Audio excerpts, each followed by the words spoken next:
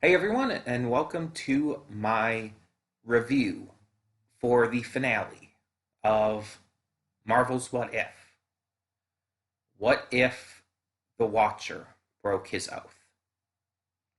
So, these last few episodes have started this ongoing story, which is not what this show usually does.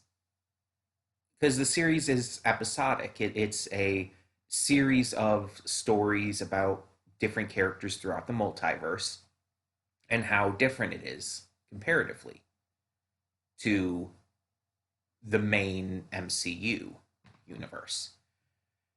And so we got to see all these different versions of the characters, and now a version of Ultron who succeeded in his goals has started to take over the multiverse, and the Watcher realized he has to get involved. And it's like, the funny thing is, this episode is called "What If the Watcher Broke His Oath," but technically he did that last episode. He got involved last episode. He interfered last episode. Um, he kind of didn't have a choice, because especially when he started getting attacked, but still. So just as a note, as always, there will be spoilers for episode 9 of What If in this review. So if you have not seen it yet, I would definitely suggest doing so. That being said, we will begin in 3, 2, 1, now. So, spoiler talk. This was worth it. Like, everything in this series led up to this. Because at the end of last episode, we saw the Watcher, Uatu, go to Strange Supreme for help. And in this episode, we see exactly what they're doing. They are gathering the Guardians of the Multiverse, an Avengers level group of the heroes we've come to see throughout this season. We get Star-Lord T'Challa, we get Captain Carter, we get all of these characters, even Killmonger. um, Black Panther Killmonger. We get all of them coming back. And there's even a couple of the episodes that get more of callbacks than actual straight up, you know, um, like full characters and stuff. Like there's the zombie universe has a moment in this episode where it's like, okay, you don't get any of the characters from the zombie universe. Unfortunately, that would have been cool to have like Peter in there, but instead you get the zombies being summoned from that universe by Strange Supreme, and specifically Zombie Wanda to take on Ultron and distract him, and it's kind of hilarious. It's a good way to utilize the zombie universe. Although I still think they could have brought in a character from that because there were still some characters. Obviously, wouldn't want to necessarily bring in another T'Challa, but you could have brought in Peter. I think that would have worked. Um, but most of this episode was balls to the wall action, just the big fight between the Guardians of the Multiverse and Ultron. And the Guardians are, when brought together by Strange and Uatu, like there's one member who ends up joining them after the fact.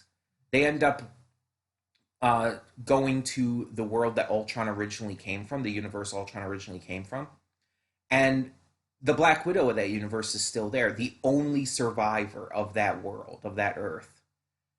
And so she kind of just joins them, just on the fly. It wasn't she wasn't someone that Uatu recruited. She just kind of joins them. Um, which is good though, because as you remember from that episode, she has Zola in that arrow, the one surefire way to stop Ultron. So, yeah, there's that. But before the fighting begins, we see them all gathered up. They're gathered into like this pub, taken from Captain Carter's memories. The pub, like with her and Steve and all, and we get to just see them kind of interact at first. Like Steven's behind the bar and everything, and Thor's like, "Hey, can I get a beer?" And he just magics up a beer. And it's like, okay. And they all have drinks together before they actually go into the fight and everything. But there's one character who we never saw an episode for, and that is Gamora. There's a version of Gamora in this who is from some universe where she's working with Tony Stark, who has like this unique looking set of armor, and they're on the same planet with Peter Dinklage's character, the giant guy who created the axe. I think he created Mjolnir too, actually, but he definitely created Stormbreaker.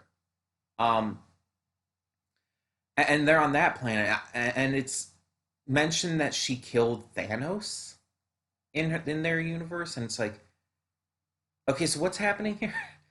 Apparently, this season was supposed to be 10 episodes long, but due to COVID and everything happening, they ended up having to make some cuts.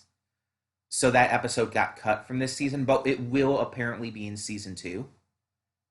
But so that's why we don't know who this Gamora is yet. Like we get to see her in action. We get to see some stuff, I guess, from her episode, from her universe, such as this thing called the Infinity Crusher that crushes Infinity Stones. Because that's a thing. I wonder if the Giant made that for. I don't remember his name. I just know he's played by Peter Dinklage. He doesn't have a speaking role in this episode of What If either, which is a little unfortunate. It would have been cool to have him in there. Um, but yeah, she. So basically, the plan they put together is Strange Supreme gives them all protection spells, protection spell armor, basically, and they have to fight off Ultron while at the same time trying to take an Infinity Stone. Because if they can get an Infinity Stone and give it to Gamora, they can use that for the Infinity Crusher and it can take out all the stones. Unfortunately, they do enact this plan, but because T'Challa uses his entire sticky fingers thing that we saw in that episode. But unfortunately, it doesn't quite work because the Infinity Stones are unique in each universe that they come from. So the Infinity Crusher of Gamora's universe only works on the stones of that universe, unfortunately. So they kind of have to quickly put things together, and in the end, it's basically Captain Carter, Peggy, and Natasha who save the day by basically using the arrow. They work together, and we see Peggy jump on Ultron's back while he's distracted, lift up his helmet, just in perfect timing for Natasha to shoot the arrow into his eye and inject Zola into him. So Zola acts like a computer virus and takes over, just completely wipes out Ultron and takes over the body. Unfortunately, it's still Zola, so he ends up taking over, yes, but that's not necessarily a good thing. But even before he can do anything, Killmonger decides to take advantage of the opportunity and take over the Infinity Stones. And he uses, the typical Killmonger idealism, like, you guys should be for this. You could fix your universes. You could have your whatever you want back. Um, but he ends up getting in a fight with Zola, who wants the stones back. And in order to stop it, Strange Supreme has to put them into a pocket dimension and basically just spend eternity watching over them. So that's fun. And then afterwards, Uatu brings everyone back to their realities with a couple of caveats. So since Natasha's universe was basically destroyed and she's basically the last survivor, she was given a bit of a surprise by Uatu. Instead, he brought her to the universe where the Avengers died. He brought her to the universe where Hank Pym took out all the Avengers, if you remember that one. And he's like, this universe lost their widow. And so she joins in, and even Fury's like, you're not my Natasha, but you have her spirit. And it's like, she found a new home. And while I'm not a huge fan of Natasha and um, uh, uh, just the character Black Widow and everything in general and all, I do like that ending for this version of the character. I think it fits. Um, and then Peggy is sent back to where she was from and everything, her universe. But there's a surprise waiting for her there too. Her Black Widow, her Natasha, ends up telling her that there's a bit of a surprise. We found something interesting. And Peggy's like, no, no, no. You wouldn't believe what I've seen. It's like nothing could surprise me anymore. And so Natasha's like, you sure about that? And what they found was the Hydra Stomper, and it's got someone inside it. And you know what that means. You know who it is. Uatu broke his oath. He interfered, and he helped out the Guardians post um, saving the multiverse. I mean, let's be honest. They saved the multiverse. They deserve a little something. So he surprised Peggy, gave her back Steve, and he brought Natasha to another universe. Everyone else went back to their own, mind you. Like the rest of them, like were fine to go back to their own universes, but those two in particular needed a little something. Um, and I would be remiss if I didn't mention this last thing. This was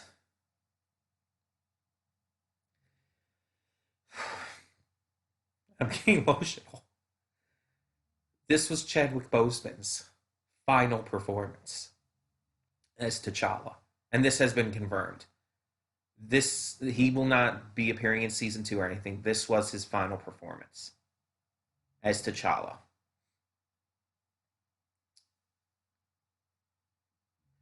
and he gave one hell of a performance, and it was one hell of a send off. Having a version of his character save the multiverse.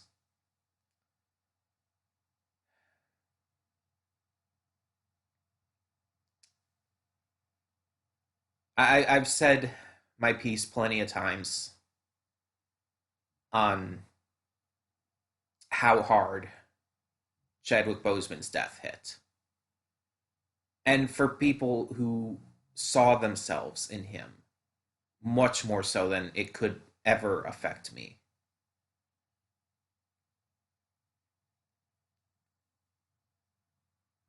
To even just get to hear his voice throughout this season, to just be able to have him perform as this character, even if it's a different version technically, one last time, it it meant a lot.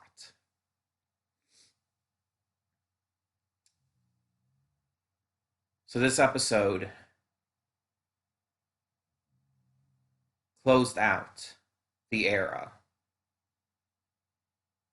the short-lived but very impactful era of Chadwick Boseman's T'Challa. And I don't know what they're planning for Black Panther 2 Wakanda Forever. I don't know. They haven't revealed that. There's rumors and theories and ideas all around. The biggest idea is about Shuri becoming Black Panther, but now that's kind of in question because of Letitia Wright's anti-vax beliefs and all being brought to the forefront of the public eye again. So who knows what's going to actually happen. But I don't know. I don't know how to expect where this is going to go, but no matter what, they're never going to be able to replace Chadwick. Then no matter what, like I truly believe that they will keep his legacy alive, no matter what they end up going with in this next stage of the MCU. And I think that this was a good send off for him with this series. Getting to just, again, even just hear his voice again, hear him perform as this character is enough to give a proper send off with.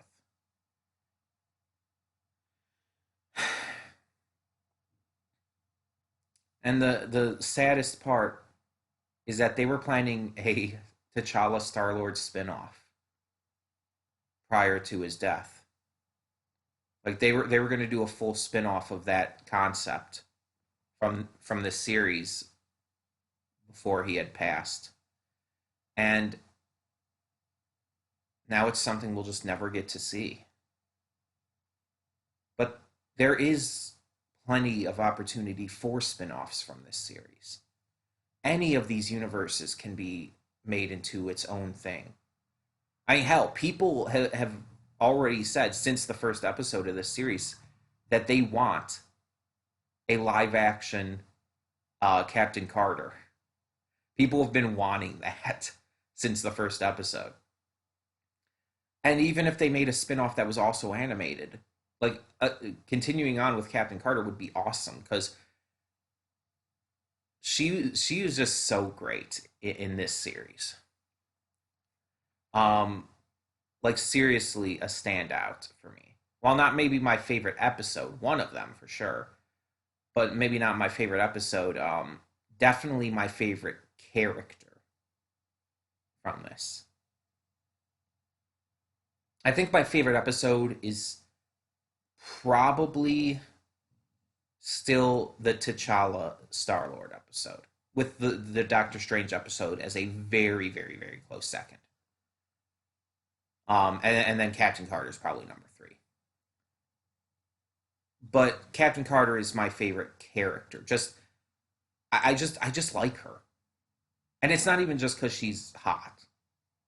It's just I like her personality. I like what she stands for. I like the character and what she does, and what she means and represents, and what she's gone through. Even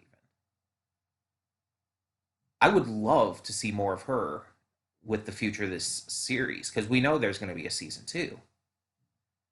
So I would love to see her return. And there's just so many opportunities for new stuff too. So, yeah, with this, we do end off on season 1. Who knows when we'll get season 2, but when it comes, I'll probably do this again. I'll probably do these reviews. Because I think I liked doing this rather than reacting to it or whatnot. I think I prefer just watching it on my own time and doing the reviews for each episode. I think that works out. But yeah, this final episode was great. It had a lot of great action, great interactions with these different multiversal heroes. It just worked out perfectly. So tell me in the comments below, what did you think of this episode? This final episode of Marvel's What If Season 1. And for now, I'm Connie and I'm signing off. See y'all next time.